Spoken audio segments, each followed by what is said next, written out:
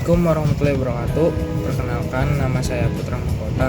Saya dari kelas 10-11 ingin membacakan hasil rangkuman saya, yaitu rangkuman bab 4. Yang pertama, asuransi syariah. Definisi asuransi syariah: asuransi berasal dari bahasa Inggris yaitu insurance, yang kemudian diadopsi ke dalam bahasa Indonesia dan populer dengan istilah asuransi. Dan yang kedua yaitu hukum asuransi menurut para fuqaha. Perbedaan pendapat di kalangan ulama fikih tentang hukum asuransi sejak pertama kali dikaji hingga saat ini masih terus berlanjut. Ada golongan ulama fikih yang menyatakan hukum asuransi itu mubah, sementara golongan yang lain menyatakan haram. Di sisi lain, ada pendapat ketiga yang disampaikan oleh para ulama fikih kontemporer yang menyatakan bahwa asuransi terbagi menjadi dua macam, yaitu asuransi tijari atau asuransi yang bersifat komersil dan profit oriented, maka hukumnya haram. Alasannya, asuransi tijari ini terdapat praktik riba dan ghar. Dan yang ketiga yaitu hukum asuransi syariah di Indonesia. Pertumbuhan dan perkembangan asuransi syariah sesungguhnya merupakan solusi di tengah anggapan bahwa asuransi bertentangan dengan syariat agama karena terdapat praktik riba dan ghar disebut oleh sebab istilah pada tahun 2001 MUI. Rukun syarat dan larangan asuransi syariah yaitu ada 4, terdiri dari kafil, yaitu orang yang menjamin. Yang kedua, makfulah, yaitu orang yang berpiutang disarankan sudah dikenal oleh kafil. Dan yang ketiga itu makful anhu, yaitu orang yang berhutang. Dan yang keempat itu makful bih, yaitu hutang baik barang maupun uang disyaratkan diketahui dan jumlahnya tetap.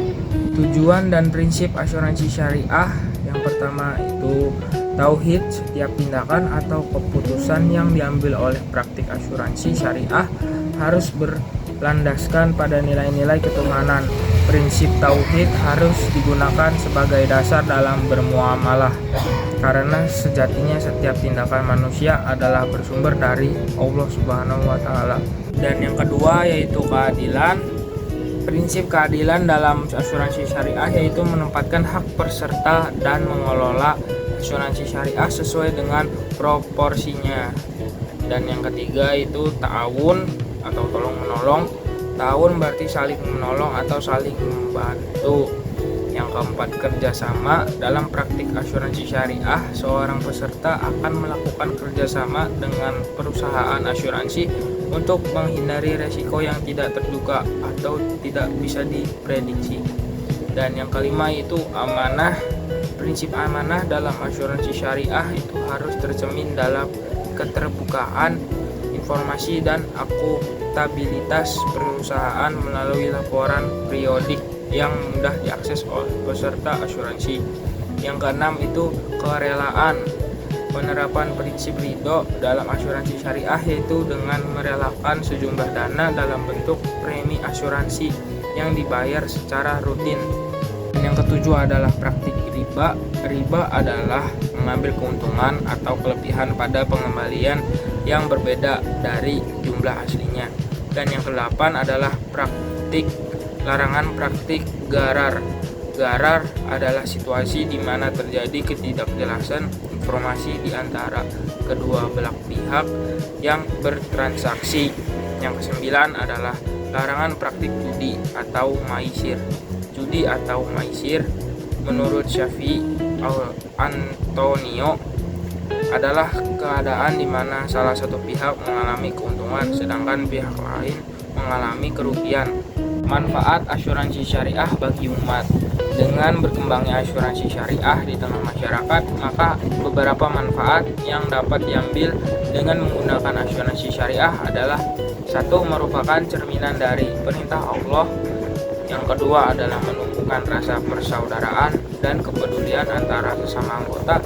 Ketiga, ketiga, melindungi dari pihak praktik-praktik muamalah yang tidak bersyariat. Yang keempat adalah memberi jaminan perlindungan dari resiko kerugian yang diderita oleh hanya satu pihak. Yang kelima yaitu efisien, dikarenakan tidak perlu lagi mengalokasi biaya, waktu, dan tenaga tersendiri untuk memberikan perlindungan diri. Sharing cost. Yang keenam itu sharing cost, yaitu cukup hanya dengan membayar biaya sejumlah tertentu dan tidak perlu membayar sendiri jumlah biaya kerugian yang timbul. 7 yaitu menabung, karena premi yang dibayarkan kepada pihak asuransi pada saat jatuh tempo akan selesai. Dan yang kedua itu perbankan syariat.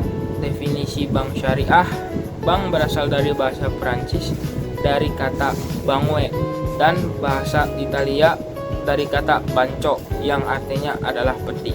Bangku atau lemari atau peti merupakan simbol untuk menjelaskan fungsi dari pihak bank, yaitu satu tempat yang aman untuk menitipkan uang. Yang kedua itu penyedia alat pembayar untuk pembelian barang maupun jasa. Sejarah Bank syariah yang pertama kali didirikan di Indonesia adalah Bank Muamalat Indonesia pada tahun 1991 atau 1991. Inisiatif pendirian Bank Syariah ini dimulai sejak tahun 1990 ketika Majelis Ulama Indonesia (MUI) membentuk kelompok kerja untuk mendirikan Bank Islam Indonesia. C. Dasar hukum perbankan syariah.